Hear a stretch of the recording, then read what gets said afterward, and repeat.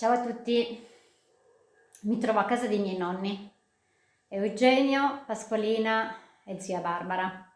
E in questa cucina che io tantissimi anni fa ho impastato per la prima volta.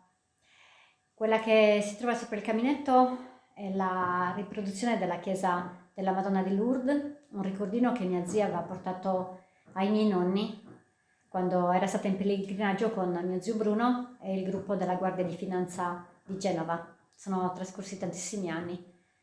Era il 1971, quindi veramente da tanto. E qui accanto c'è la stanzina dove mia nonna teneva il tavolo San Mese con la corbuletta e la palettina, c'erano sempre pronte perché di tanto in tanto preparava e scaranfiava su mio nonno e così io una volta avevo iniziato a impastare, avevo solo 3 anni e questo era un luogo che io amavo perché era una casa enorme, prima qui c'era una scala che ti conduceva alle stanze degli altri 2 piani più tutte le varie case e stanzette non case che c'erano tutto attorno. E quanto mi piaceva, per me era un castello, perché rispetto a me, che avevo solo 3 anni, era immenso.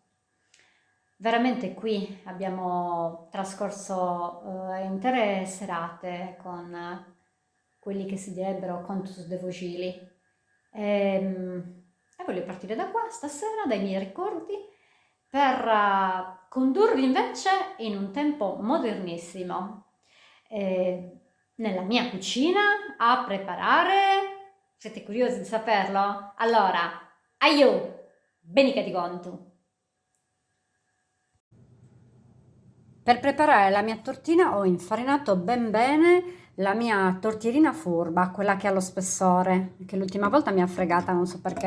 L'ho prima unta col mio strutto, con un po' di strutto nelle dita, l'ho passato bene bene in tutti i bordi, perché ce l'avevo questa volta in frigorifero, non so perché l'ho messo là, e quindi molto compatto. E poi la farina, tutta questa che c'è in più, non va buttata, perché una volta che sarà pronto il composto, verserò anche quella nell'insieme, anche se non è pesata, perché quant'è? 2 grammi, però non si butta.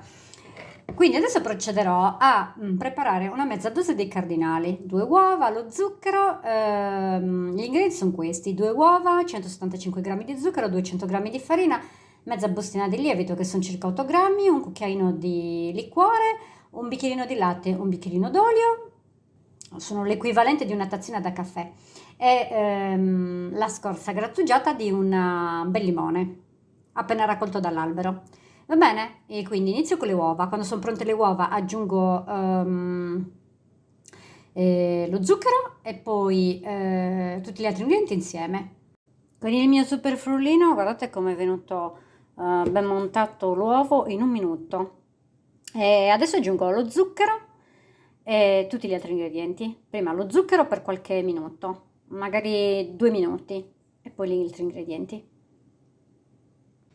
Ora trasferisco in forno la mia tortina e poi vi racconto alcuni segreti. La tortina starà in forno circa 20 minuti a 160 gradi, poi basta guardarla e vedere se è cotta oppure no. La prova dello stuzzicadenti è perfetta per tutti.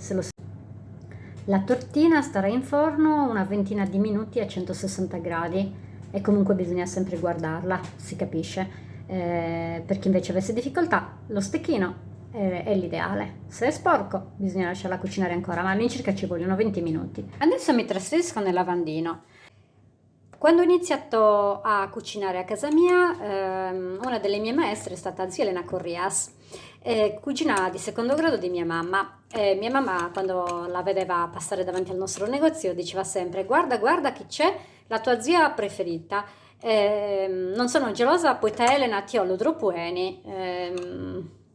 Boh, chissà se lo fosse o non lo fosse. Fatto sta che comunque so che era molto felice del fatto che io frequentassi tanto zia Elena, che mi ha dato tantissimi consigli. Ad esempio, mi diceva sempre, perché all'epoca né io né lei avevamo la lavastoviglie, ma adesso che ce l'ho e la uso tantissimo perché è una gran comodità, Comunque, diciamo che mi è rimasta la vecchia piega, e cioè del non invadermi la cucina di stoviglie e di recuperare tutto quello che posso durante la preparazione dei piatti, che fa naturalmente la differenza quando si cucina per 20-25 persone e si preparano 20-30 pietanze, per non parlare dei dolci, eccetera. Cioè, non puoi pensare di sporcare tutto, perché tanto c'è lavapiatti che ci pensa. No, qua io sono un tutt'uno e quindi devo cercare anche di tenermi in ordine la cucina. E adesso cosa faccio? Adesso mi lavo questi strumenti e li riutilizzo perché mi servono per preparare la crema. Quindi lavo le fruste del frullino e le infilo in freezer. E poi nel mentre asciugo gli altri due oggetti, il cucchiaio e l'insalatiere, perché dovrò utilizzarli poi per preparare sempre le mie due cremine, la panna e la crema.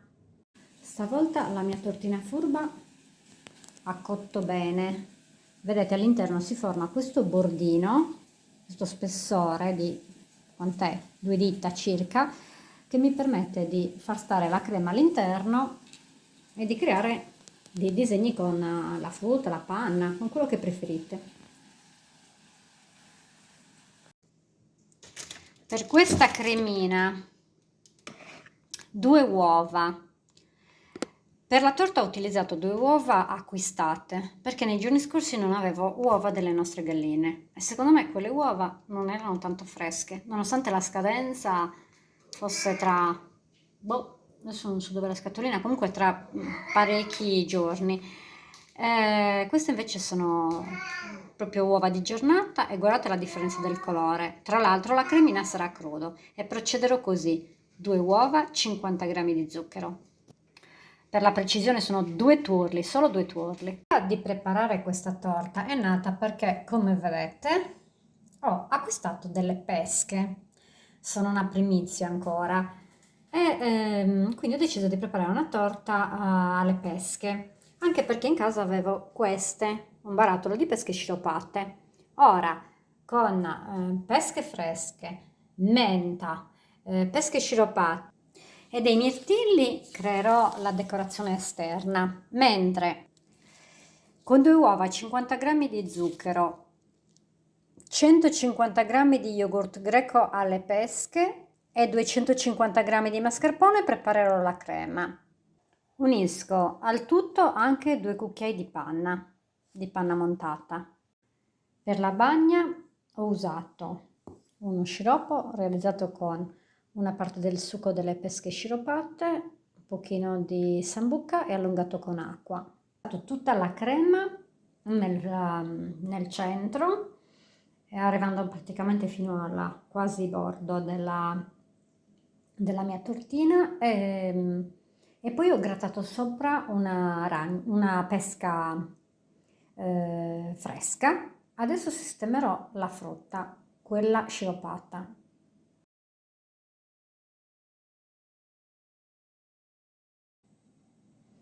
La mia tortina è finita. Ho disposto i mirtilli al centro, poi tutto attorno gli spicchi della pesca sciropata e per finire nel bordo della torta una ghirlanda di ciuffetti di panna montata su cui ho attaccato le foglioline di menta, quindi c'è una ghirlanda di menta verde con al centro l'arancio del colore della pesca sciropata e il cuore del fiore di mirtilli. Grazie a tutti per aver guardato il video e a presto. Speriamo che sia buona. Questa torta la dedico a mia zia Barbara perché quando ero piccola lei preparava sempre le albicocche sotto spirito e il colore della pesca sciropata ricorda molto quello dell'albicocca ed è un modo per pensarla, un modo per ricordarla, per parlare di lei. Di nuovo, a presto, ciao!